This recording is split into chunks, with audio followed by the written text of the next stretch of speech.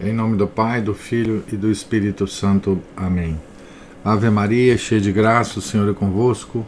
Bendita sois vós entre as mulheres, e bendito é o fruto do vosso ventre, Jesus. Santa Maria, Mãe de Deus, rogai por nós, pecadores, agora e na hora de nossa morte. Amém. São Felipe Neri, rogai por nós. Nossa Senhora de Fátima, rogai por nós. Em nome do Pai, do Filho e do Espírito Santo. Amém. Então, continuamos aqui no capítulo 25 da biografia de Santa Margarida Maria Lacoque, escrita pelo venerável padre André Beltrame.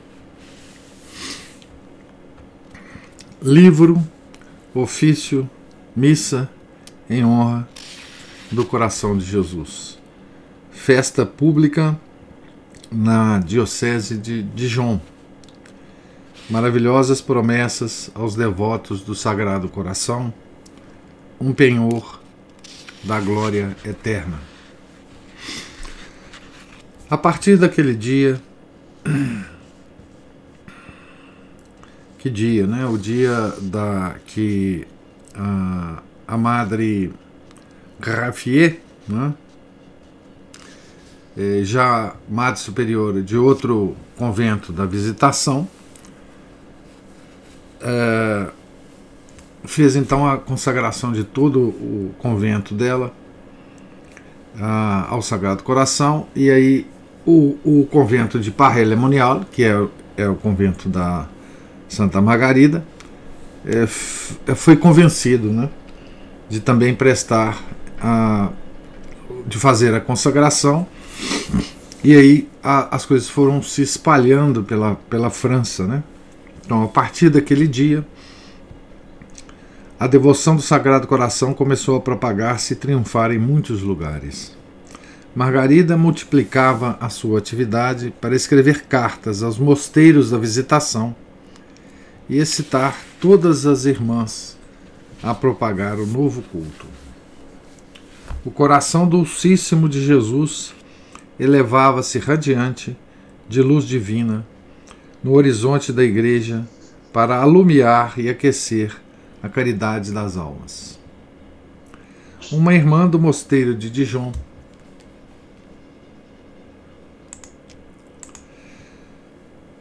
Madalena Joly, escreveu um opúsculo para explicar a imagem e o significado da coroa, da cruz e da chaga.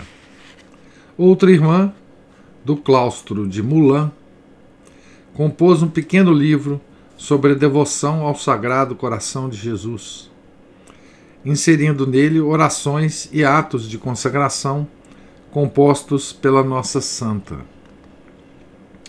Estas obrinhas, impressas aos milhares, foram colocadas nas diversas livrarias e todos porfiavam em adquirir algum exemplar. Os mosteiros da Visitação, esparsos por toda a igreja, tornaram-se outros tantos focos irradiantes da nova devoção que difundiam pelas cidades e pelas aldeias. Em breve foi publicado um pequeno ofício do Sagrado Coração, perfumado pela mais terna piedade, composto por um religioso da Companhia de Jesus, ao qual, pelas suas extraordinárias virtudes, Margarida chamava um segundo Padre de la Colombière. Bem depressa, então aqui, veja, aqui estão contribuindo, né, para essa devoção pessoas diferentes agora da Santa Margarida, né? Uma irmã do claustro de Moulins, né, escreve um livrinho com a devoção, né, explicando a devoção do Sagrado Coração, insere orações e atos de consagração que a própria Santa Margarida compunha, né? Um padre da Companhia de Jesus, né, escreve, compõe, né, um pequeno ofício do Sagrado Coração, e as coisas vão então se disseminando. Bem depressa se lhe seguiram os altares e as capelas. Então, altar dentro da igreja, né? Um dos altares das igrejas passou a ser o altar do Sagrado Coração. O primeiro de todos os oratórios foi o do Mosteiro de Parré, votado unanimemente no dia memorando em que a comunidade se prostrou para se consagrar solenemente ao coração divino. Ele foi terminado a 7 de setembro de 1668 e dedicado com soleníssima pompa. Concorreram todos os curas das aldeias próximas e uma multidão extraordinária de povo que, saído da igreja paroquial, se dirigiu processionalmente ao mosteiro, em procissão, né? Durante as 2 horas que durou a função, Margarida, humilde e feliz, manteve-se de joelhos na capela, arrebatada de tal maneira e abismada em Deus que as pessoas que lhe desejavam falar nem se atreviam a chamá-la. Contemplava o triunfo do seu doce esposo, amava-o, felicitava-o e perdia-se na fornalha ardente do seu amor. Não passou muito tempo que se erigisse em Paris uma congregação sob o título do Sagrado Coração, depois outras e mais outras. Então, o culto já tinha chegado em todas as partes, principalmente na capital, né? Paris.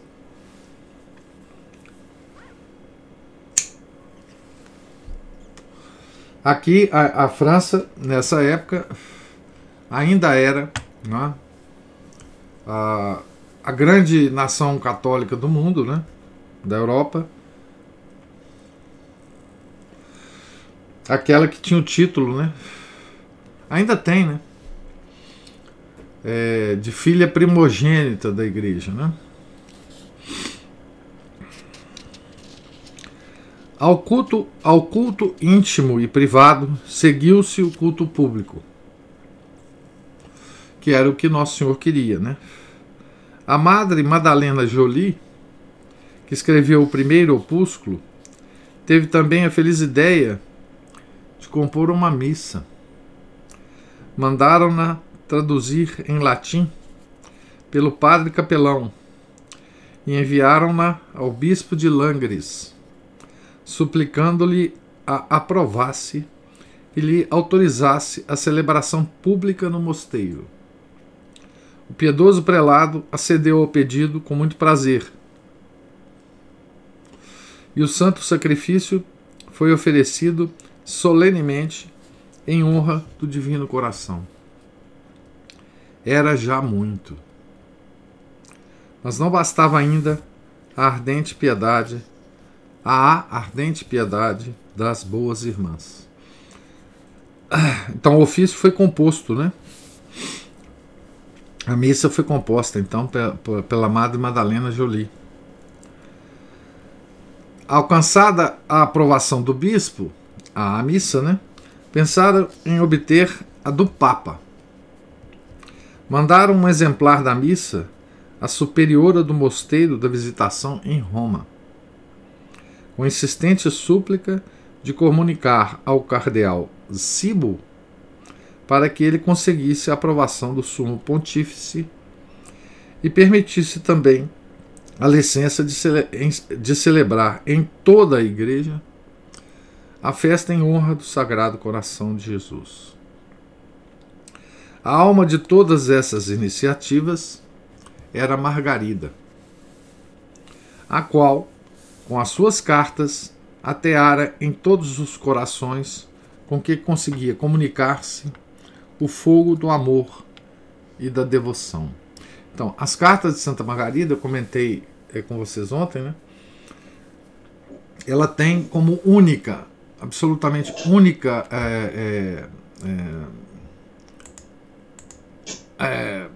assunto, né? A propagação da devoção, né? O assunto principal das cartas. Mas são belíssimas as cartas, belíssimas as cartas.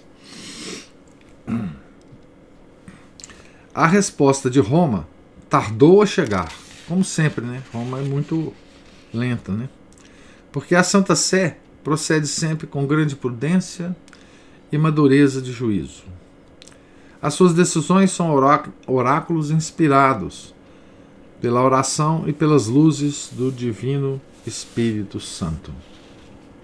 Finalmente, o cardeal Cibo respondeu que o Santo Padre não julgava ainda chegada a hora de estender a sua aprovação a toda a Igreja e que convinha antes conseguir do ordinário a licença de estabelecer aquela festa publicamente na diocese. Então, procure então o bispo em cada diocese. Foi a resposta do Papa, né? E assim os bispos vão permitindo nas várias dioceses. E aí depois a gente vê o que a gente faz, né? Essa foi a resposta do Vaticano. A Madre de Sommese e a irmã Jolie dirigiram-se, pois, ao virtuoso bispo de Langres e obtiveram a autorização de poder celebrar a festa em toda a diocese de Dijon. A aprovação anterior do bispo era para celebrar nos mosteiros, né? Agora eles queriam a aprovação do bispo para celebrar em todas as paróquias. Recebido o decreto, o mosteiro de Dijon preparou-se para uma solene glorificação ao coração divino. Impacientes em esperar a sexta-feira depois da oitava de Corpus Christi, celebraram, no entretanto, uma festa íntima de família na primeira sexta-feira de fevereiro de 1689, com a missa em sua honra e consagração de toda a comunidade e diversos atos de reparação. Raiou finalmente o dia da solenidade. O cabido da Santa Capela dirigiu-se processionalmente à Igreja da Visitação e cantou-se a missa em honra do coração de Jesus. A missa composta pela irmã Margarida Jolie, né? Madalena Jolie. O Santíssimo Sacramento foi exposto durante todo o dia com um concurso enorme de nobreza e de povo. Lembra que nessa época o padre Beltrame está nomeando aqui os três estados que havia, né? Os três níveis em que a igreja tinha implantado isso na Idade Média, né? A sociedade era dividida entre clero, nobreza e povo, né? Isso depois foi destruído pela Revolução Francesa, enfim, né? Pelas três revoluções. Mas aqui ainda se raciocinava em termos de clero, nobreza e povo. Então, diz aqui que essa missa foi assistida, né, com um grande concurso de nobreza e povo. E claro, o clero estava lá também, né? Foi um dia de paraíso, fecundo das mais doces emoções para o mosteiro e para a cidade.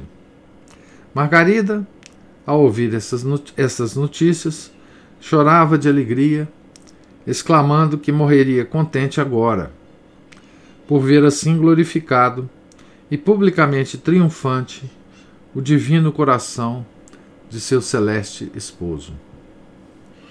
Os religiosos de todas as ordens mostravam-se os mais entusiastas pela nova devoção e porfiavam em levantar altares e oratórios. Tinham razão.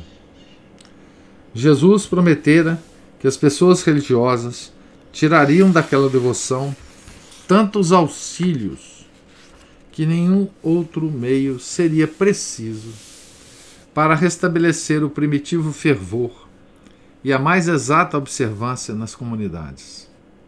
Ainda as menos observantes e maior perfeição nas que já o fossem. Então, Nosso Senhor dava muita importância a essa devoção, não só para o povo, mas também para o clero, né? Ele dizia, vocês se lembram, para Santa Margarida, né, que as dores que ele sentia da falta de amor dos homens eram principalmente, referiam-se principalmente à indiferença, né, à dureza de coração das almas consagradas, né? Assim que ele dizia para Santa Margarida. Os missionários e os pregadores porfiavam em propagar as imagens e o culto ao Sagrado Coração, pois o Redentor tinha assegurado que aqueles que se dedicassem à salvação das almas alcançariam a arte de mover os corações mais endurecidos, e que se eles próprios fossem animados de uma terna devoção ao seu coração adorável, ele coroaria os seus trabalhos de um êxito maravilhoso. Isso às almas consagradas, né? Mas é claro que isso se estende também aos leigos que trabalham na propagação dessa devoção, né? E isso vale também para os tempos atuais, né? Essa promessa de Nosso Senhor não tem tempo de validade, né?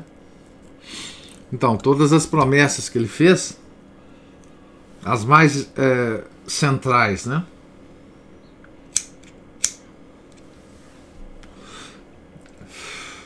e as mais marginais ainda estão válidas, né? Então, o apostolado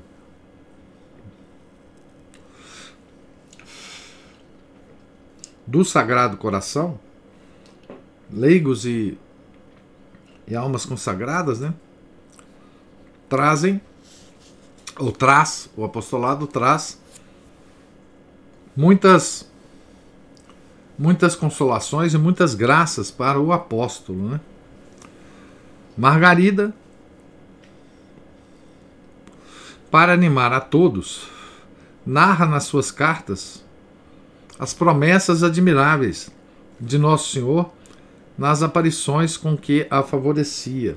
Então, a Santa Margarida, ela então deixou a posição, né, dela de uma certa reclusão e um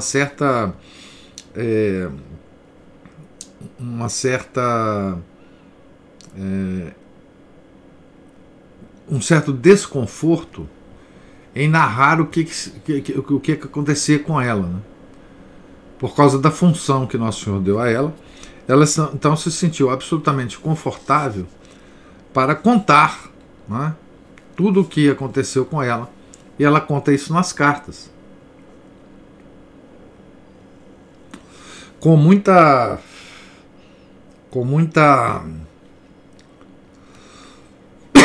muito detalhe, né? Justamente para inflamar os corações, né?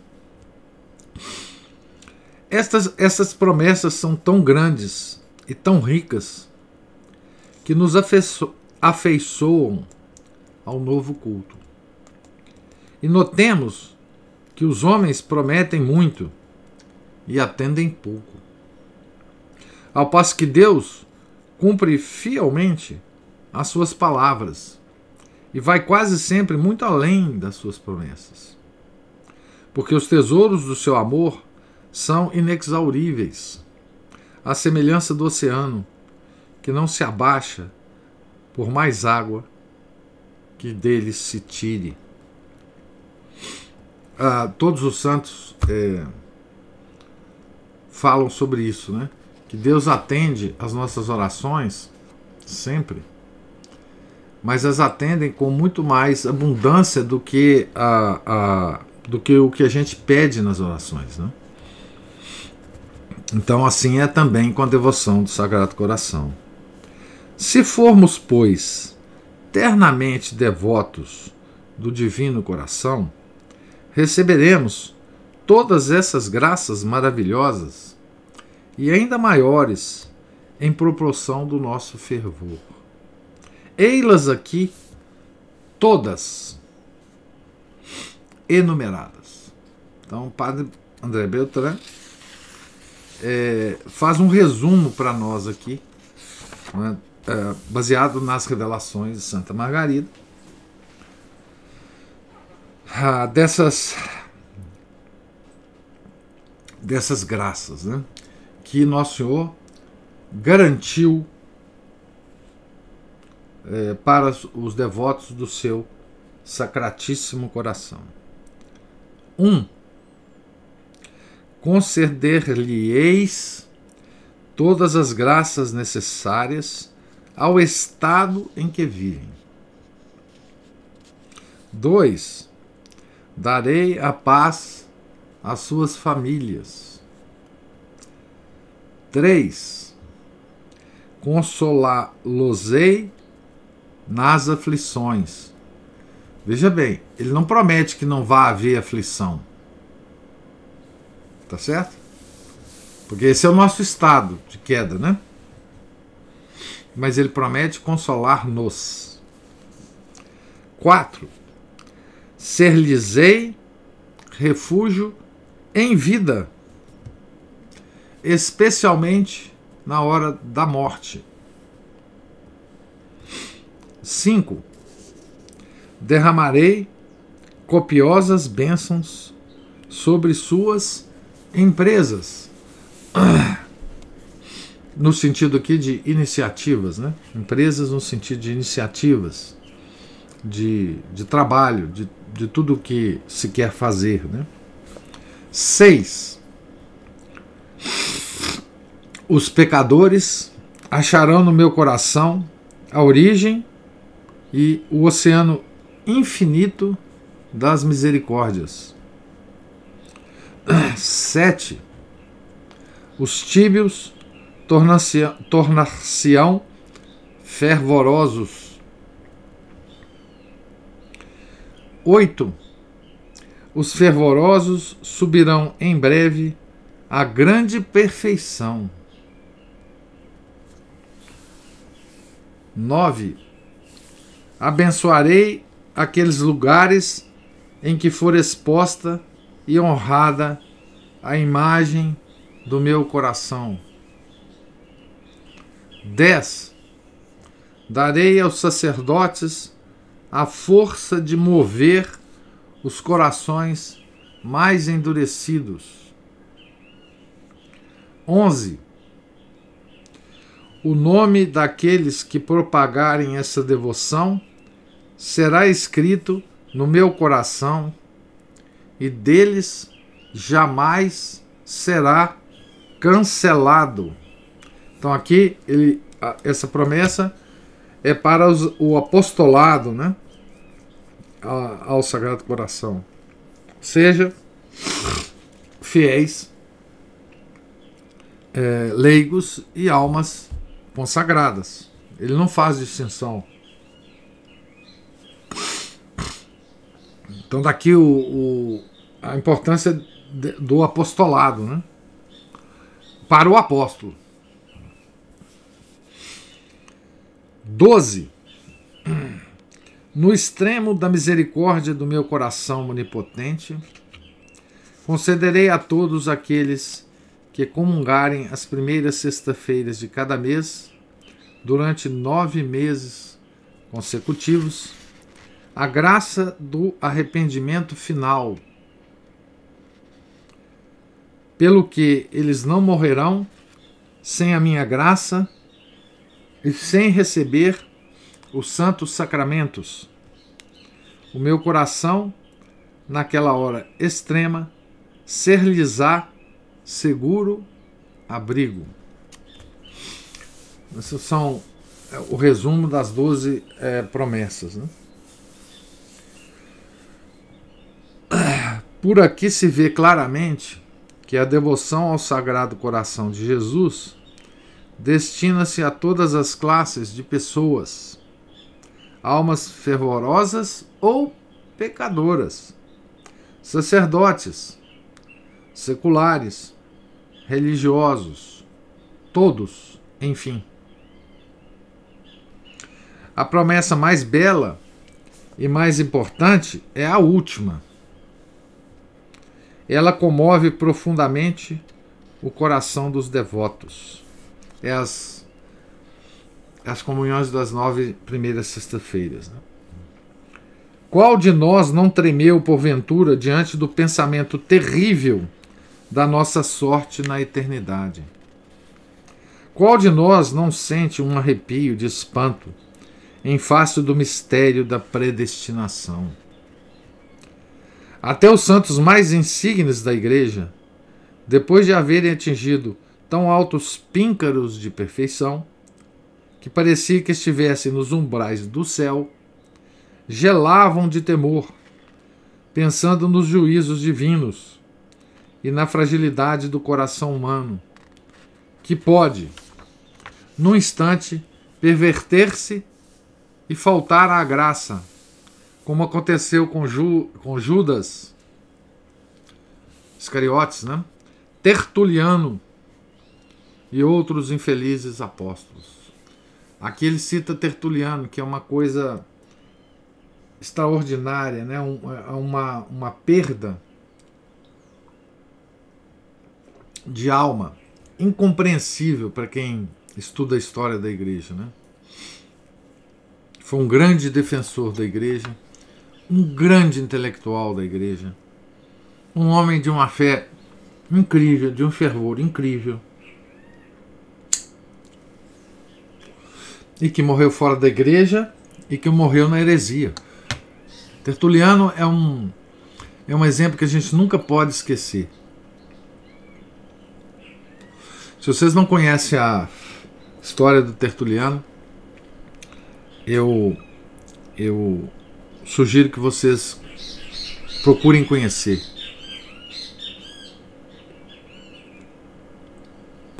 Tertuliano, intelectualmente, ele foi assim um homem extraordinário, né? Ninguém imaginaria que ele ia se perder, né? Tá certo? E aqui Judas, né? Um dos 12, né? Apóstolos do Nosso Senhor, que também se perdeu, né? Na hora final, né? Eu lembro também aqui, nessa alusão que o padre André Beltrame faz, né? Do próprio Santo Agostinho, né? Que o Santo Agostinho, ele, ao longo de toda a sua pregação, né, como bispo, ele pedia aos fiéis para que quando ele morresse, todos eles rezassem pela alma dele, pela salvação dele, né? Porque ele em vida tinha já, obviamente, fama de santidade, né? Mas ele imaginava o seguinte: esse pessoal vai achar que eu sou santo, tá certo? Que eu já estou no céu, e não vai rezar pela minha alma. Então ele sempre pedia nas suas pregações que os fiéis rezassem pela sua salvação, né? Certo? Abramos, porém, o coração à esperança e entoemos um hino de louvor e agradecimento ao Divino Coração. Ele nos promete que, se comungarmos todas as primeiras sextas-feiras durante 9 meses seguidos e lhe formos devotos, não morreremos em sua desgraça.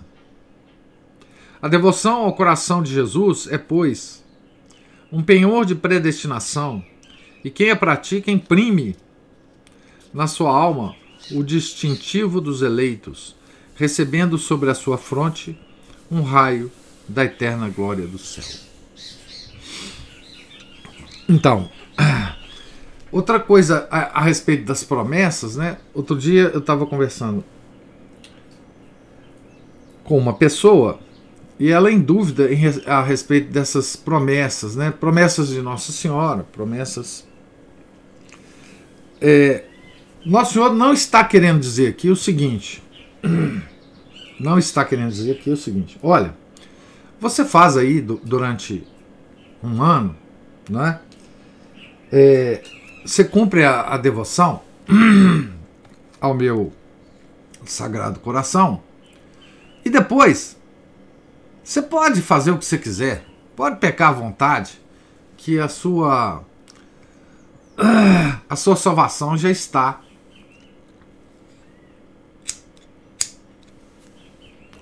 garantida. Não é isso que ele está falando aqui, não. Tá certo?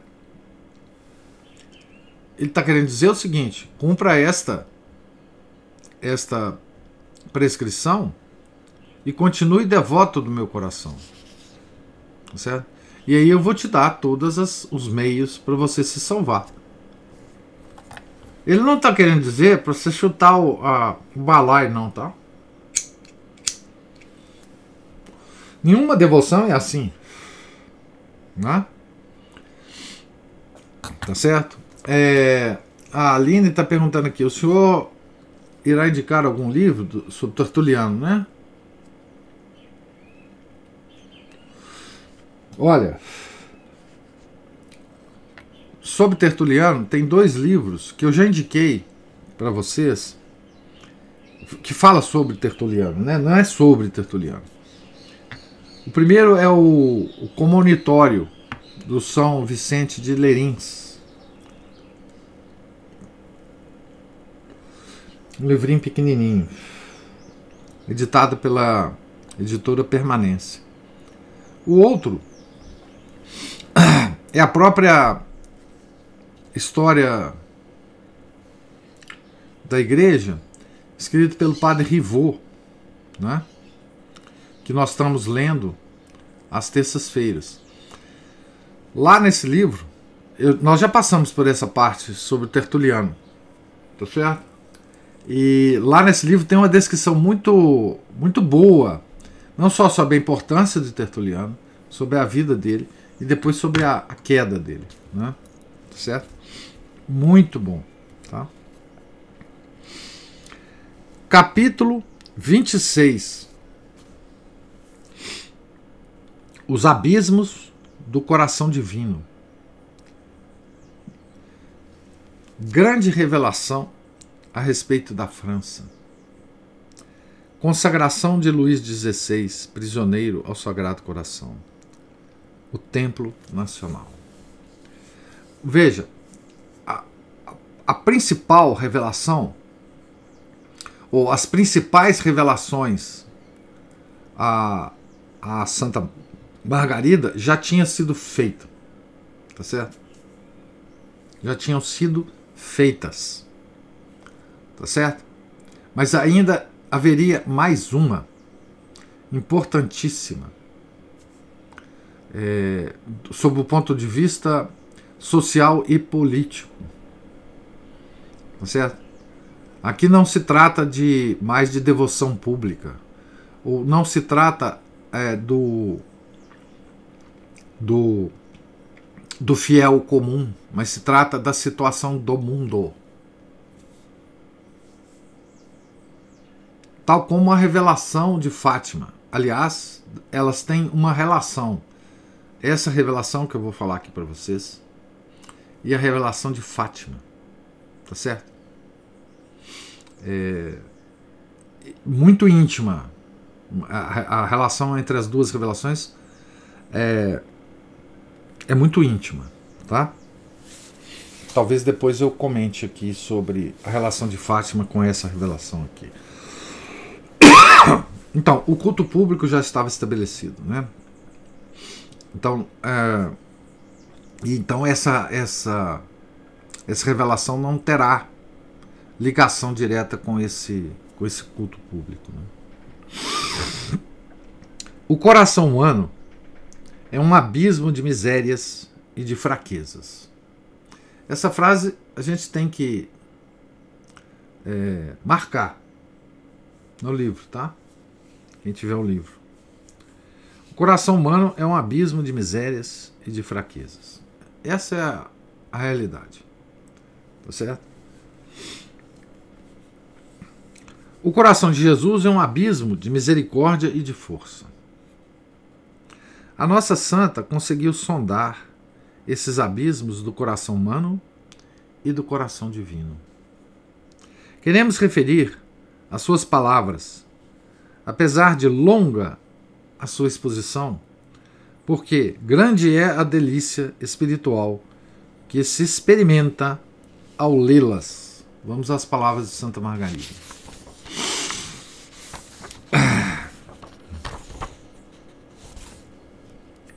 Abre aspas. O coração de Jesus é um abismo em que encontrareis tudo. É principalmente um abismo de amor, no qual devemos sepultar todo o nosso orgulho, com seus maus efeitos, que são o respeito humano e o desejo de nos satisfazermos e nos elevarmos. Veja, a metáfora que ela usa é abismo, ou seja, uma coisa sem fundo, né? Uma coisa que não tem fundo, um abismo. Submergindo essas inclinações no abismo do amor divino, encontrareis todas as riquezas necessárias nas diversas situações em que estiverdes. Se vos achais desolados e acabrunhados pelas privações, é o coração divino, abismo de toda consolação, dentro do qual se cumpre que entraremos se desejarmos sentir-lhe a doçura. Aqui tem um erro na minha edição aqui, né? É se desejarmos sentir-lhe a doçura, não sem desejarmos sentir-lhe a doçura. Se vos encontrareis num abismo de aridez e de fraqueza, ide internar-vos no coração de Jesus, abismo de potência e de amor, sem vos importardes de experimentar-lhe a suavidade, senão quando a ele aprouver. Aqui ele está dizendo, não vá procurar o coração de nosso Senhor Jesus Cristo para sentir nos seus sentidos algum alívio, não é? Porque às vezes nosso Senhor não se manifesta assim. Se no abismo de pobreza, atirai-vos ao coração de Jesus, deixando-o agir, ele vos enriquecerá. Se no abismo de fraqueza, de recaídas e de misérias, procurai com frequência o coração de Jesus. Ele é um abismo de misericórdia e de fortaleza. Levantar-vos-á e vos dará força. Se é um abismo de soberba, vanglória e estima de vós mesmos, descei logo as humilhações profundas do coração de Jesus, oceano de humildade. Se em um abismo de ignorância e de trevas, o Sagrado Coração é um mar de sabedoria e de luz. Se num abismo de morte, ide ao coração divino e achareis uma fonte de vigor. Atingireis aí uma vida nova, na qual já não olhareis com outros olhos senão com os de Jesus Cristo. Não vos movereis senão pelo seu movimento. Não falareis senão com a sua língua, e não amareis senão com o seu coração dulcíssimo. Se num abismo de agitação, impaciência e cólera, ide ao coração do Redentor, que é um abismo de mansidão e doçura. Se num abismo de profunda melancolia, mergulhai-a no coração de Jesus, que é um mar de doçura celeste e tesouro inexaurível de todas as delícias dos santos e dos anjos. Se vos encontrais num profundo abismo de amarguras e penas, uni-as ao abismo das penas infinitas do coração de Jesus, e dele aprendereis a sofrer contente.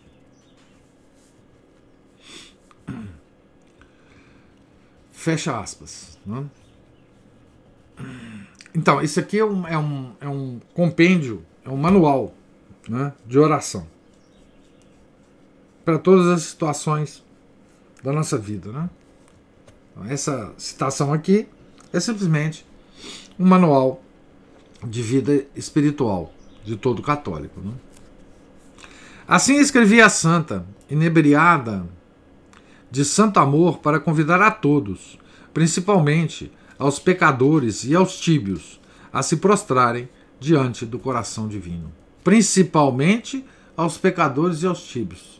Ou seja, é com nós aqui, né? Tá certo?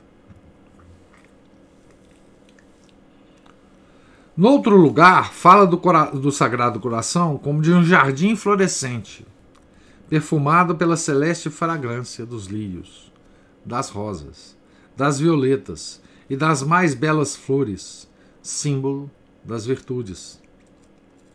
Convida, então, a todos os cristãos a entrarem nesse jardim, para lhe colherem as flores, adornarem-se com elas e agradarem a Deus. Compara também o coração de Jesus a uma árvore de extraordinárias dimensões, ricas de frondes viridentes e suavíssimos frutos, destinados a alimentar as almas e infundir-lhes a vida da graça e da perfeição. Quisera ter uma voz forte para se fazer ouvir a todo o mundo e induzir todo cristão a colher frutos de vida eterna. Margarida foi uma santa contemplativa, sempre encerrada no claustro, unicamente ocupada em amar ao seu celeste esposo. Jamais alongou o seu olhar através das grades de ferro do mosteiro para observar os acontecimentos da igreja e do mundo. Não se assemelhou àquelas almas que, embora se entreguem assiduamente à contemplação, conservam-se, todavia, ao par dos negócios do seu tempo, como Santa Catarina de Sena, Santa Teresa, a qual escrevia cartas admiráveis a Filipe II, rei da Espanha, para lhe pedir que fizesse triunfar o reino de Deus. Então não era esse tipo de santa, né? Na correspondência de Margarida, não há uma alusão política ao jansenismo que desolava a igreja ou à corrupção que infestava a corte francesa. A sua vida era toda escondida no Sagrado Coração e não cuidava senão de torná-lo conhecido e amado. Só uma vez em que a superiora lhe mandou que se prostrasse diante do Santíssimo Sacramento, em lugar de Luís XIV, aqui está Luís XVI na minha edição, mas é Luís XIV, e rezasse por ele, teve conhecimento das desordens do rei e da sua corte.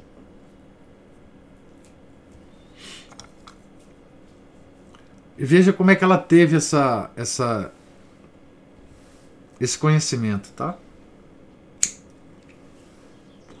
Então a superiora dela pediu para que ela se prostrasse diante do Santíssimo no lugar de Luís XIV. Como se fosse o Luís XIV.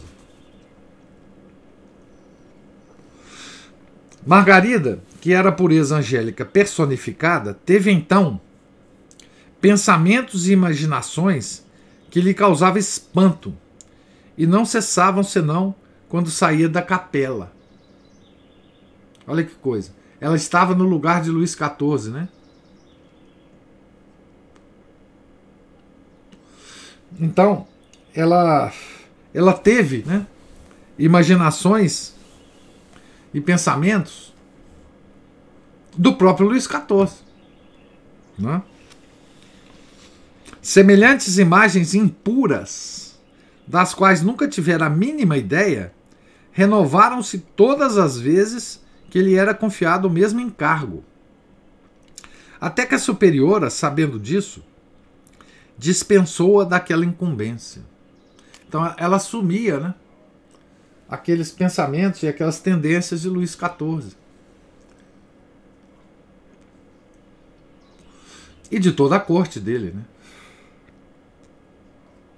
Outra vez, iluminada por Deus, escreveu-a numa carta, conheceu um estranho espírito de orgulho que pairava sobre a visitação e que vinha substituir o da humildade e da simplicidade. Era o jansenismo, que tentava de longe penetrar na ordem da visitação, como já havia entrado no mosteiro de Porto Real, em Paris. O mosteiro de Porto Real foi o centro do jansenismo na França. De lá que saiu toda a influência jansenista da França.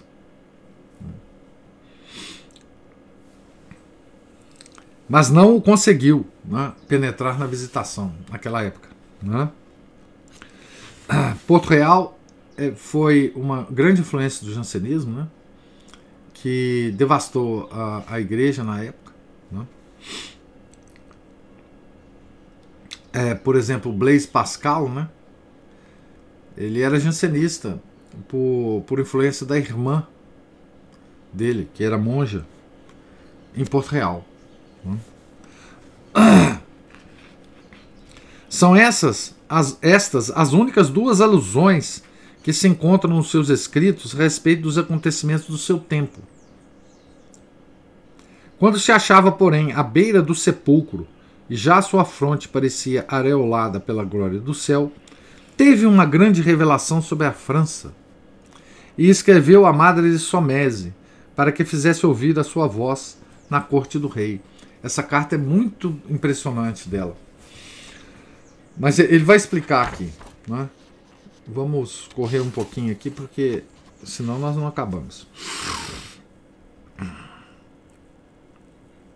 O coração divino desejava entrar com pompa e magnificência no palácio dos príncipes e dos monarcas para ter uma reparação dos ultrajes que recebera na corte de Pilatos e de Herodes. Então ele estava querendo que a corte francesa reparasse, né, os ultrajes que ele recebeu na corte de Pilatos e de Herodes. O doce Salvador pedia, pois, a Luís XIV que fizesse reinar o coração divino no seu palácio, erigisse um templo nacional, proferisse a consagração solene da sua pessoa e da França, estampasse a sua imagem nas bandeiras e nas armas e finalmente conseguisse da Santa Sé o decreto de uma festa universal para toda a Igreja. Esse é o resumo do pedido, né, de Nosso Senhor. Se executasse esse desejo do coração, do seu coração, Nosso Senhor lhe concederia graças extraordinárias. Faria prosperar o seu reino e o dos seus sucessores.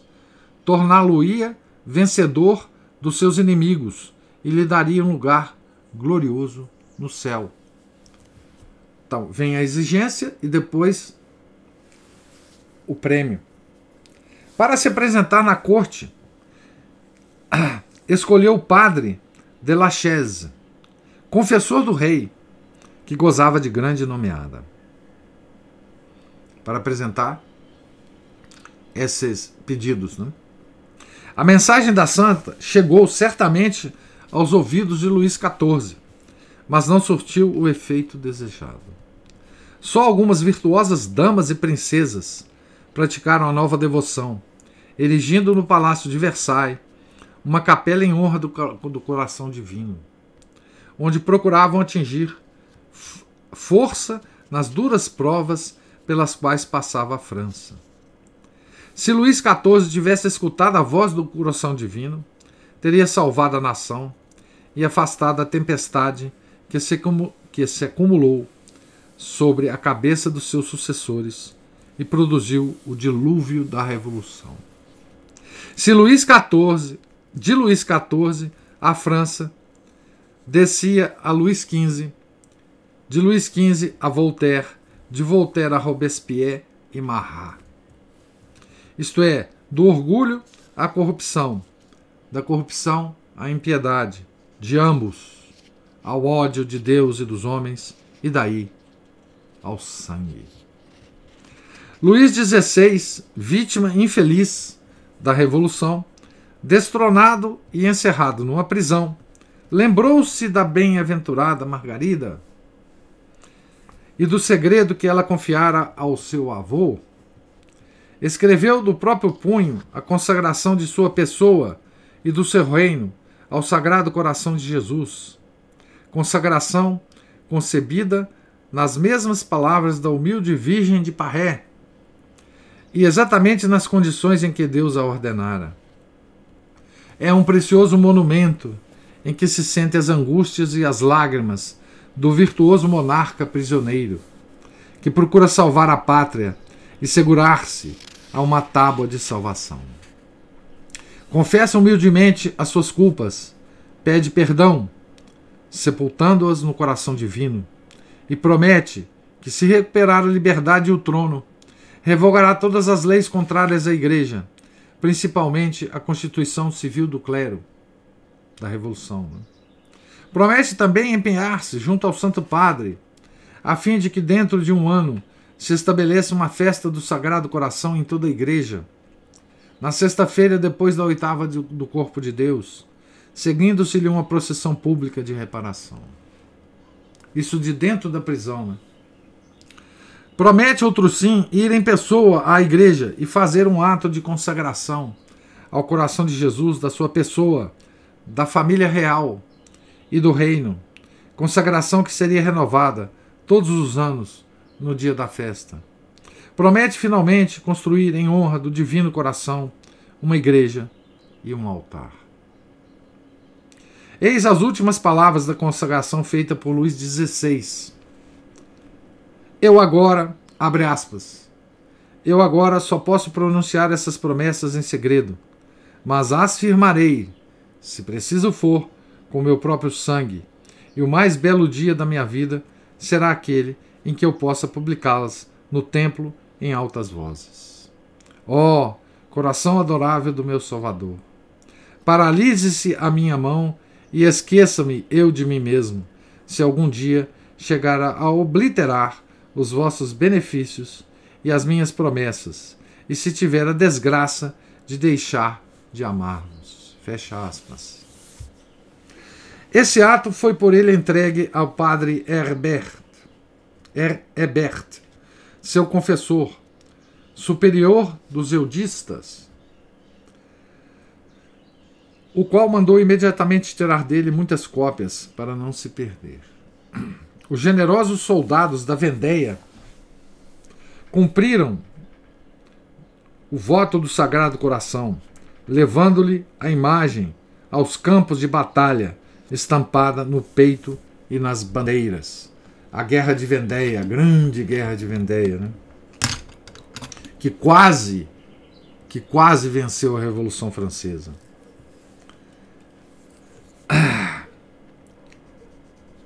Por que foi que Deus não aceitou a consagração? É fácil a resposta. Foi porque Luís XVI já não era rei. Derrubado o seu trono e partido o diadema, jazia ele prisioneiro. A homenagem já não era a do monarca em nome da nação. Os heróis da Vendéia eram um pequeno número de soldados e não eram a nação. A França, em lugar de aclamar a consagração do rei, arrastava-o ao suplício, em vez de se unir aos vendéanos, fuzilava-os. Foi assim que os franceses, ao coração de Jesus, preferiram o coração de Marat e de Robespierre. Honra seja, porém, àquela generosa nação que, nestes últimos tempos, voltou-se para o coração de Jesus e lhe erigiu um templo nacional em Montmartre, na sua capital, cumprindo o que não fez Luís XIV e o que, na prisão, prometeu Luís XVI. Honra seja aos franceses que iniciaram frequentes peregrinações a Paris para honrar o Sagrado Coração de Jesus. A França achará a sua salvação e a sua glória na devoção a este coração adorável, que, desprendendo-se do peito de Jesus Cristo, veio à luz numa das suas cidades. Aqui ainda havia esperança para a França, né? Pelo menos no coração do padre André Beltrame. Hoje a gente vê que não tem mais nenhuma esperança humana, né? Eu quero dizer aqui uma coisa que o padre não disse, para terminar, né? É que essa revelação a Santa Margarida, resumida aqui, foi feita exatos 100 anos antes do início da Revolução Francesa, em 1689. Tá certo? Então, a promessa de que o coração divino ia proteger, né, não só Luís XIV, mas também o reino dos seus sucessores, era justamente para evitar a Revolução Francesa. Luís XIV pouco se lixou para essa advertência de Nosso Senhor, porque no coração duro de Luís XIV, ele se considerava o rei Sol, o dono do mundo, e certamente julgou que não precisava de Nosso Senhor Jesus Cristo para nada. Tá certo? E, portanto, enfim, aconteceu o que aconteceu com a França, e está acontecendo com a França, tudo o que Nosso Senhor tentou evitar, né, que acontecesse naquele longínquo ano de 1689. Então, os homens foram avisados, os homens foram advertidos, como fomos em Fátima. E como em Fátima nós não quisemos fazer o que Nosso Senhor queria.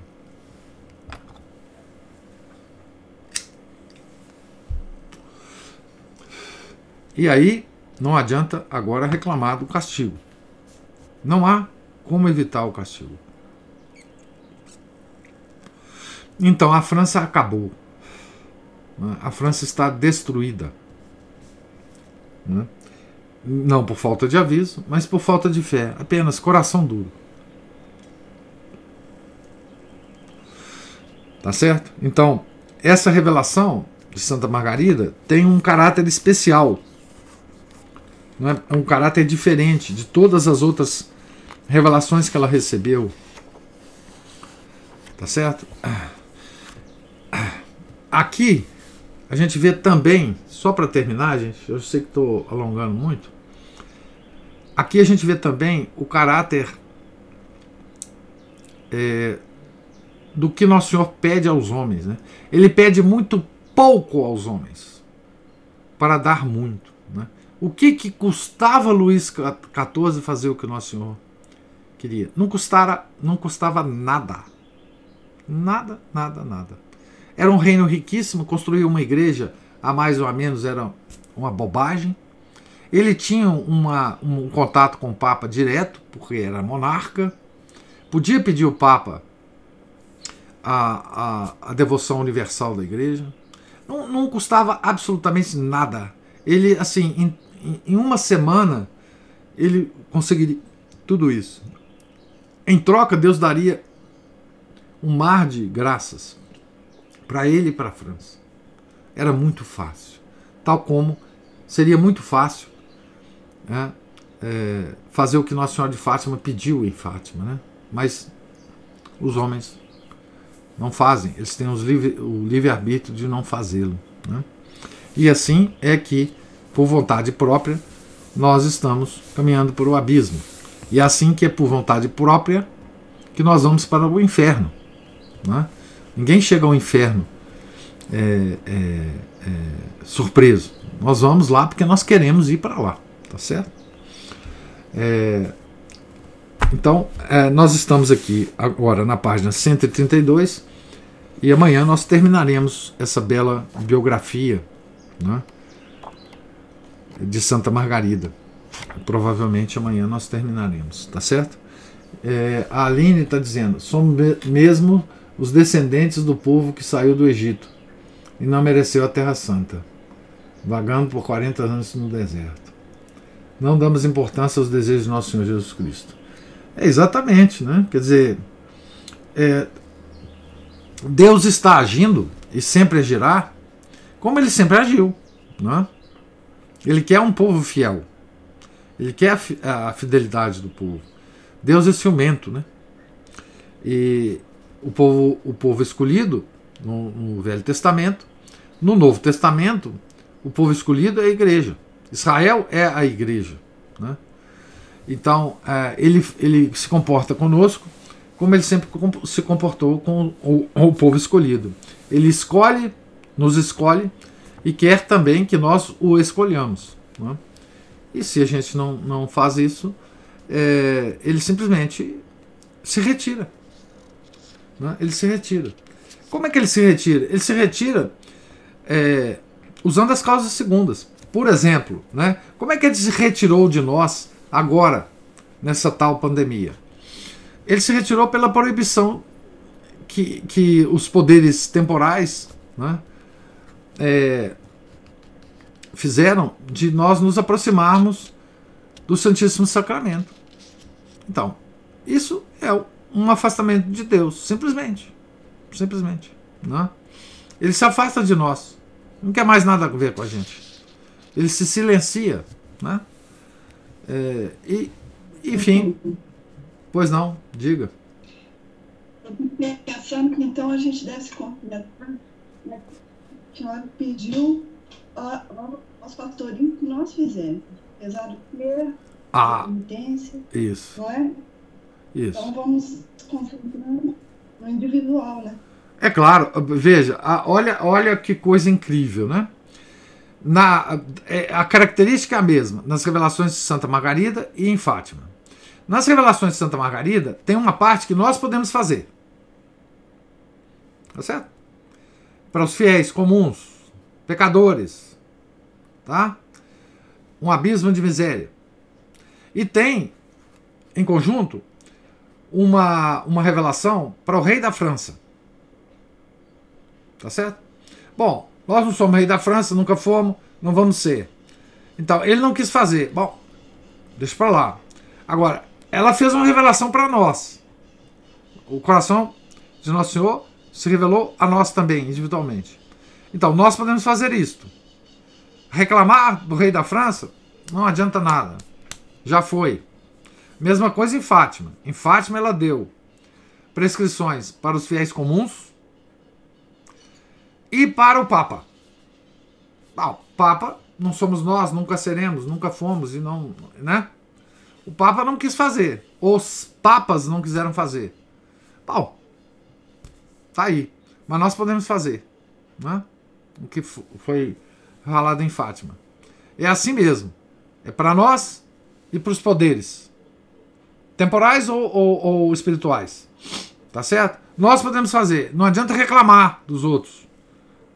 Não adianta reclamar dos outros. Não adianta falar, o Papa não consagrou a Rússia, Luís XIV não fez o que dá. Não adianta, não adianta. Tá certo? Nós podemos fazer o que nos toca. E vamos fazer o que nos toca e sofrer o castigo que nós merecemos, tá certo? Felipe fala, professor, por causa da pessoa, de uma pessoa, Luís XIV, toda a humanidade sofrerá consequências. Sim. Sim. É isso mesmo. Toda a humanidade sofrerá as consequências. Já está sofrendo. Né? Já está sofrendo. É assim que Deus age, né? Tá certo? Agora, nós podemos sofrer as consequências e nos mantermos fiéis a Deus, ou sofremos as consequências e nos apostatar. Por isso que Deus dá as prescrições individuais e as prescrições para os poderosos. Foi assim na revelação a Santa Margarida, foi assim em Fátima. Tá certo? As consequências sociais e políticas virão se os poderosos não cumprirem o que Nosso Senhor quer. Tá certo? Virão sobre todos. E foi assim que nós caímos no pecado, através de Adão e Eva. Adão e Eva cometeu o pecado e passou para todos nós. Essa é uma regra universal. Tá certo? Essa é uma regra universal.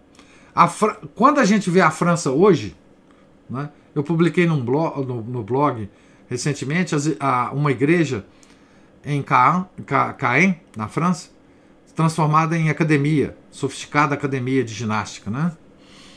Então, isso é o castigo. A França. O Islã invadindo a França, como está, é castigo de Deus. E aí não adianta. Tá certo? Se a França não se reconverter, a França vai acabar. O mundo vai acabar se não se converter. A igreja vai acabar se não se converter.